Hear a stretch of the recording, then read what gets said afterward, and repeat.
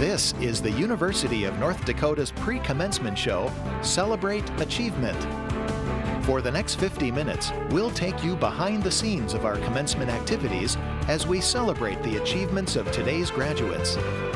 Our show includes interviews with graduating students and performances by the UND Wind Ensemble and the UND Concert Choir. Now, here is the host of Celebrate Achievement, Monty Cashel. Welcome to Celebrate Achievement, our pre-commencement show. We're coming to you live from the ballroom in the Alara Center in Grand Forks, North Dakota. This is our 126th General Commencement Ceremony.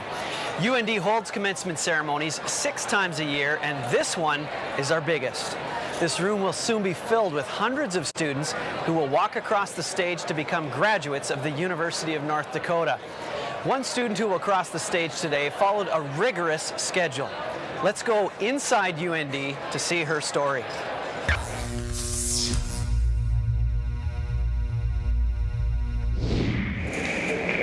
It's 05:30, which means most people are still in bed. 1, 2.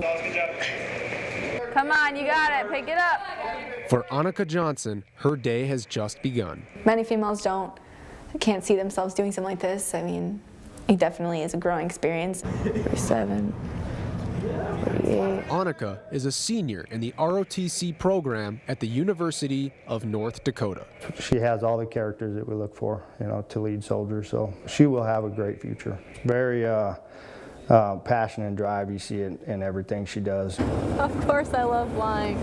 HHC Commander Johnson is training to become a helicopter pilot.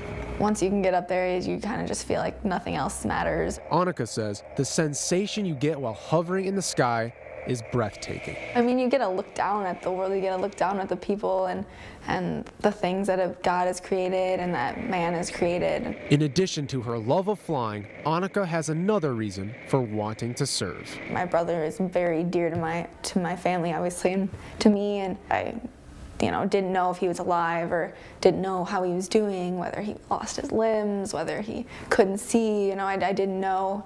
Annika's brother Hans was injured while serving in Iraq. He has since made it back to the U.S., retired from the military, and is attending college. It's too bad what happened to her brother, but she just kind of let that drive her in the direction she wanted to go, which was to serve in the military. So I think that was a very honorable thing for her to do. Cover 2161 Juliet to line. I realized I wanted to be over there too. I wanted to be serving my country. I wanted to be that leader who would be in charge of somebody like my brother. Many people are uncertain of what they want to pursue when starting out in college.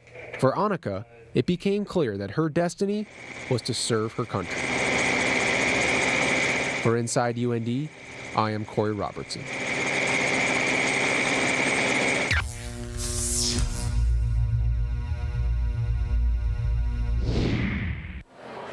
Annika joins me now. Congratulations and thanks for being with us today. Oh, thank you for having me. Yeah.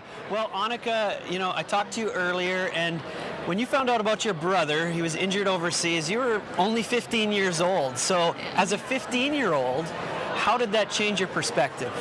Well, I mean, when you're that age, you don't really realize sometimes you don't realize how important people are to you and how you can't take life for granted.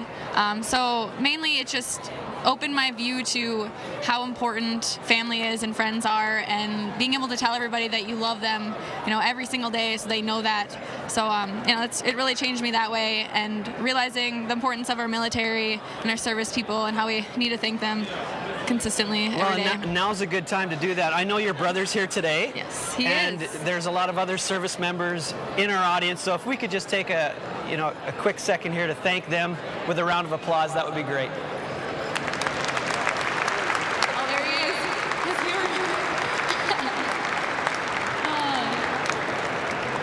All right, and today is special for both you and your brother. Yeah. How is he going to participate today? Well, this morning, as you can see, I became a second lieutenant. So he gave me my first salute, and I gave him a silver dollar in a thank you for that, I guess. He's been my mentor a little bit, helped me through some things, and really is proud of me and appreciates everything that us service people do. So. Well, and your experience hearing your brother got injured and things like that, and then you're deciding what to do for a career, the question has to be asked, why would you follow that same career path? Well, I guess when I was interviewed before, I kind of told him that. I can't remember if it was on the video or not, but my brother, when he was overseas and injured, I wanted to be, once I found out like whatever happened, I wanted to be that person who would be there with those soldiers, with the enlisted men to, make sure that they come home safely.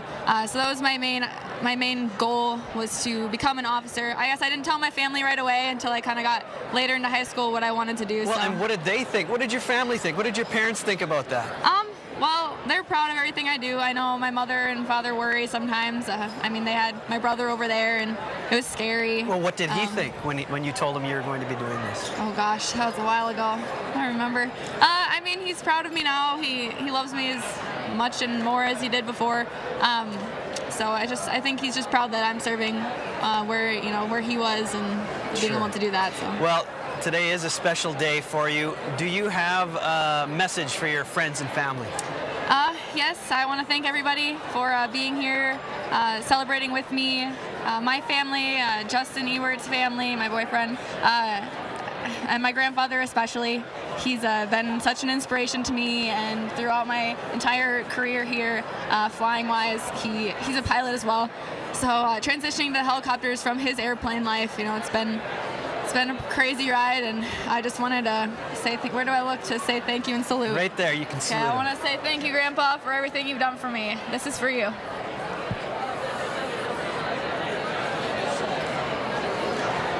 Thanks, Annika, for joining us today. Thank you so much for having me. All right. Well, still to come, we'll meet a student who wants to become a television reporter. He produced the story you saw about Annika. We'll get to that later in our show, but first, music has always played an important role in our commencement ceremonies. Today, music will be provided by the UND Wind Ensemble under the direction of Dr. James Popejoy. Here is the Wind Ensemble performing Scarborough Fair, arranged by Andrew Boysen Jr.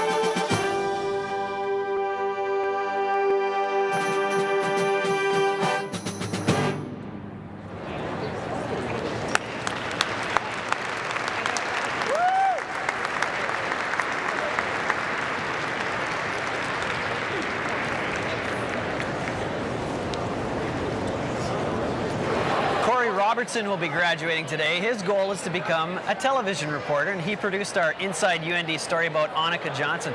Welcome, Corey. Oh, thank you. Well, everybody has a reason for coming to UND. They're all different. What's your reason for coming here? Well, you know, I thought about it. I toured a few different schools, but my grandparents and one whole side of my family is actually from the area up here. I grew up in South Minneapolis in a very, very urban area, but one of my very fond memories I have is coming up family trips up to the family farm and going for like tractor rides with my grandpa and stuff like that. So it was kind of familiar and comfortable for me. Sure. Now, you're obviously a storyteller. We saw that in that story about Annika. What is it about storytelling that you really like? I like the personal connection. I like the fact that you're, as a reporter, you get these opportunities to meet people and have these experiences that really you otherwise never would. You really get to see a lot of wonderful things, and I love telling these people's stories. And I've gotten a lot of wonderful opportunities so far, and I hope to keep doing that. Do you have a favorite one that's maybe memorable for you? There is one story I did a couple years ago, and it was actually on this lady that she hadn't left her house in almost a year. She had had a lot of health problems, and she was kind of bedridden in her home, and she had a hard time walking. And there was a fraternity that, as part of a philanthropy project, they actually built her a ramp so that she could leave her house. And so I was there interviewing her, and it was a very emotional and kind of intense interview. And then I was there the moment she stepped outside for the first time in a year. Wow. And that was a pretty cool experience. Well, what now? You're graduating. What's next for you? Well, I got a lot of things in the works right now. I've been sending job applications out all over the country. I do want to get into this business, but right now I have nothing cemented in stone yet. So if there's any news directors out there that are looking for a guy to carry a camera around or help you out, I could try to be that guy. Yeah, for you. You're that guy. I can vouch for him. Now, Corey, do you have any message for your family and friends today? Yeah, I just want to thank everybody for the love and support that I've gotten in my time here. My mom, my brother, my grandma, and everything like that. And I also would like to give a special thanks to the UND community and you guys over at the TV Center who've taught me everything I know now and have helped me kind of realize what I want to do. All right. Well, good luck in your future, Corey. I know it is going to be bright. Well, Corey is going to take us inside UND again as we feature a student who will be getting her PhD today.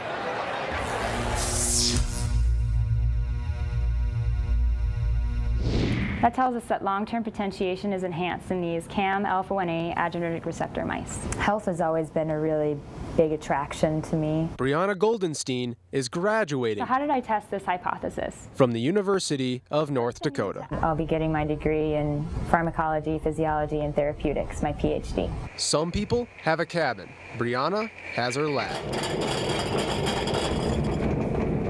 I've spent the better part of a decade in this lab. It's like a second home. She says her experiments require one special ingredient. It's not the liquid, it's the lyrics. This scientist likes to sing. For someone else. That's right. Everybody needs this song. It's her dancing, however, that gives her the nickname. Very zen, because when I dance, it's a very zen feeling.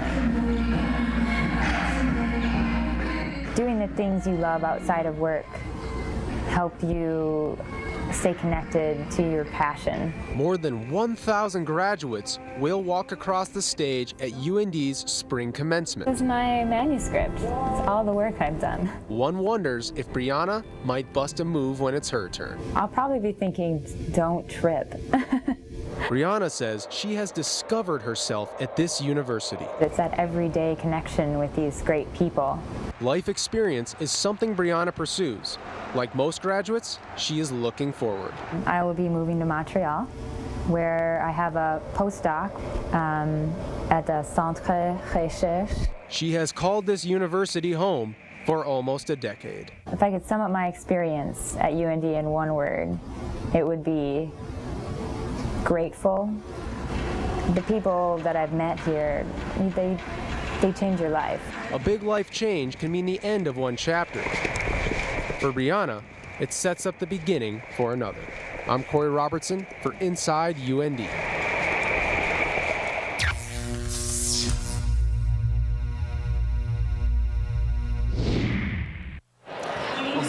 Brianna joins me now. Congratulations on your PhD. Thank you very much. Yeah, and you know, this is a big day. You're getting your PhD, you're on live television, right?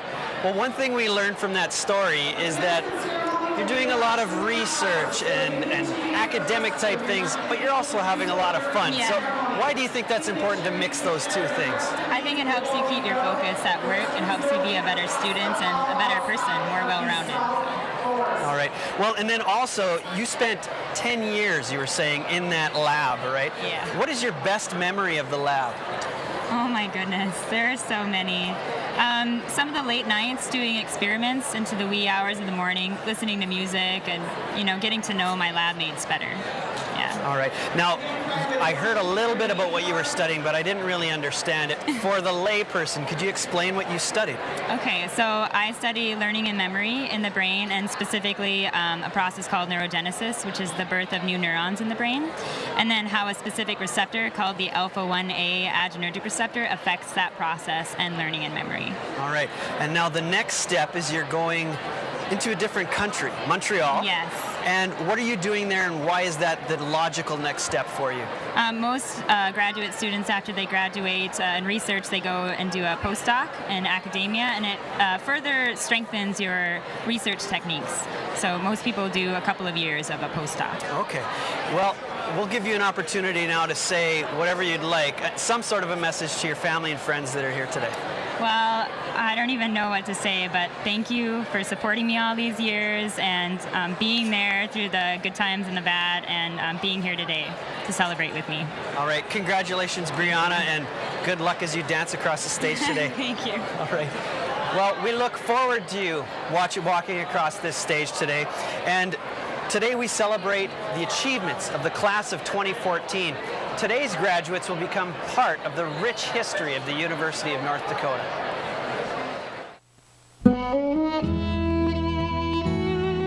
It's a great chapter in history. George Walsh, land developer, owned the first newspaper in the Red River Valley, was the driver in the territorial legislature to get the University of North Dakota approved and opened in actually 1884. The story of the first 8 graduates is probably similar to the story about the University of North Dakota. A lot of sacrifice, 6 women, 2 men. As the university opened in 1884, completed their studies in 1889. The Depression brought many challenges for the university, and they created what they called the Camp Depression. 10 railroad cars that housed 8 students each. And these were men who, to go to the university was a real sacrifice. In many cases, the citizens of the Grand Forks stepped forward again, bringing students into their homes and to their kitchen table and offering them free food in order to be able to attend the university.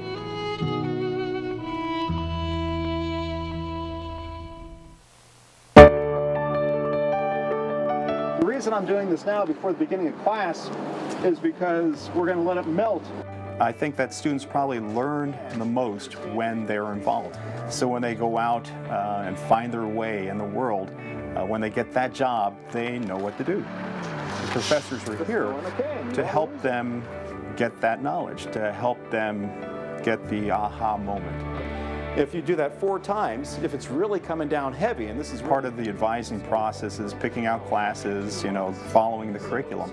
But then it's also tailoring their curriculum so that when they leave here, they're prepared to do what they want to do, where they want to go. It's great to be around young minds that are constantly questioning, and actually I end up learning from the students a lot of times.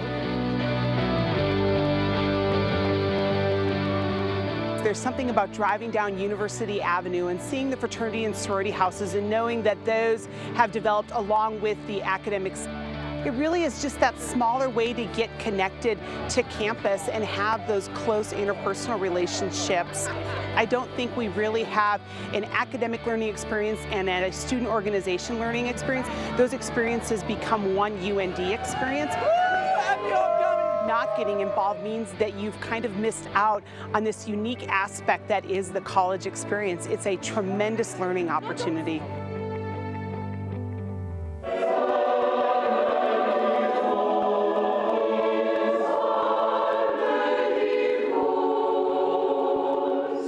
There have been choirs on the UND campus almost since the beginning.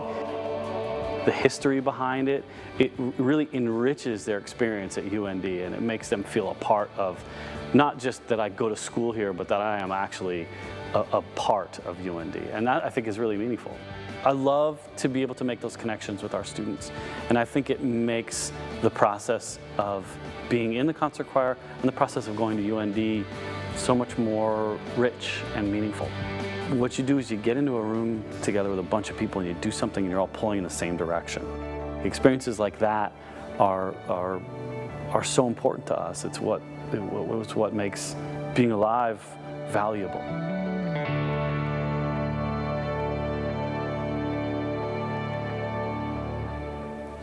Behind me is a nationally recognized choir group. And for the first time in UND's history, they are participating in our ceremony. Please welcome the UND Concert Choir under the direction of Dr. Joshua Bronfman.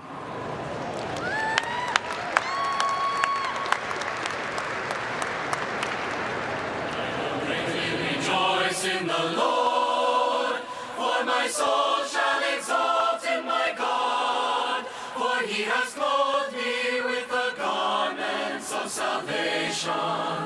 He has covered me with the robe of righteousness, as a bridegroom decks himself with the garment, and as a bride adorns herself with the jewels,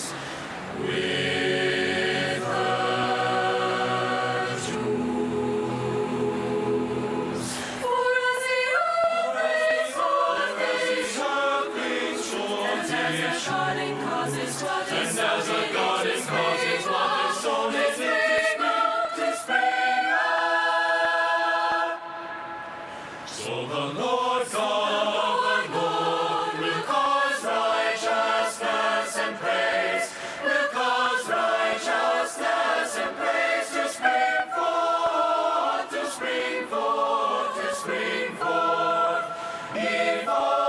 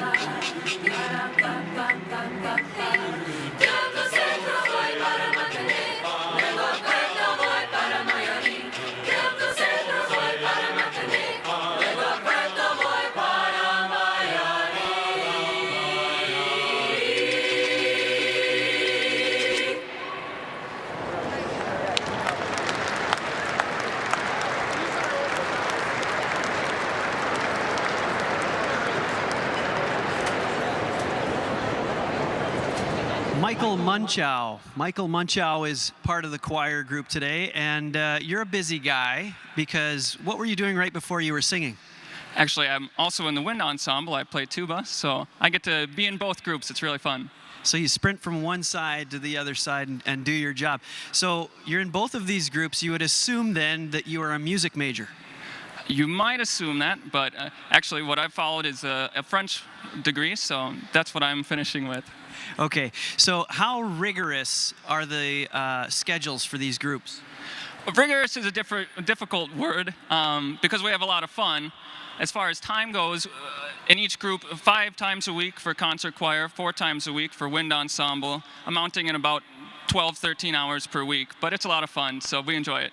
Okay, so that almost sounds like a part-time job. You're a French major, studying French. You're in these groups, not a music. You don't have to do this. Why would you put yourself through all that extra time? Really, music is something that I love. It's one of my favorite hobbies that I have. So I have a lot of fun. This is where I go to release stress and just enjoy time, spend time with people who I've known for all 4 years of college. So it's been a lot of fun. And you're graduating today, but you're not finished with this group yet. You're going on a trip. Could you tell me a little bit about what's planned? We're leaving tomorrow morning, actually, to go to Cuba. We'll be cultural ambassadors for the university and for the United States of America over there, singing with them, listening to them sing, and having a lot of fun. So what is the value, in your opinion, of going beyond the city limits, even the state? What we get to do is show what we love and how we portray that and show our own culture. And then while we go to Cuba, we also get to learn about their culture and what they love to do as well. Okay, I'm going to give you a chance to say something to your friends and family listening today. Well, I just really want to thank my grandparents and my father for coming today. It's a far drive for my family, so it's very nice of you to come. Thank you. All right, well, good luck as you walk across the stage today, and congratulations. The UND Wind Ensemble also has a reputation that is excellent on stages statewide, regional, and national. They're going to perform a short concert for us. During one of the numbers, Dr. Popejoy will hand over his baton to a graduate student named Brady Olson. Let's welcome the UND Wind Ensemble under the direction of Dr. James Popejoy.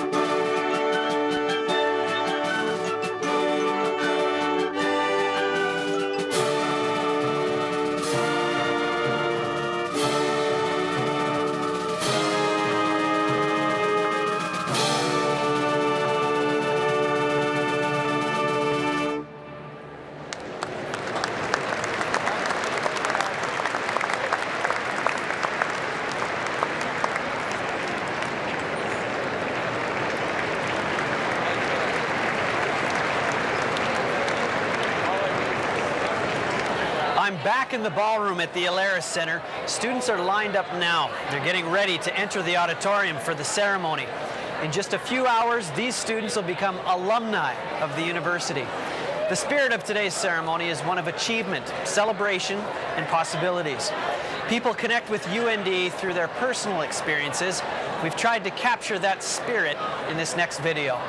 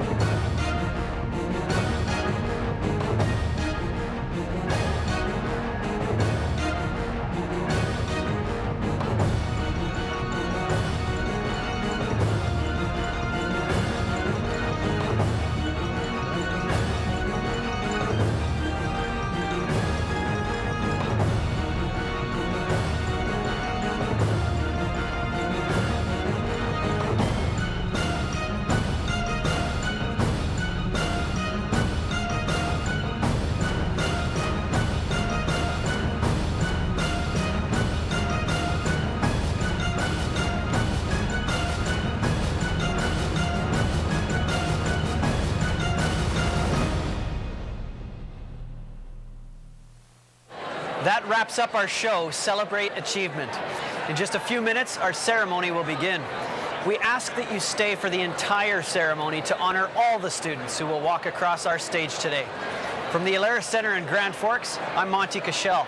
Thanks for joining us.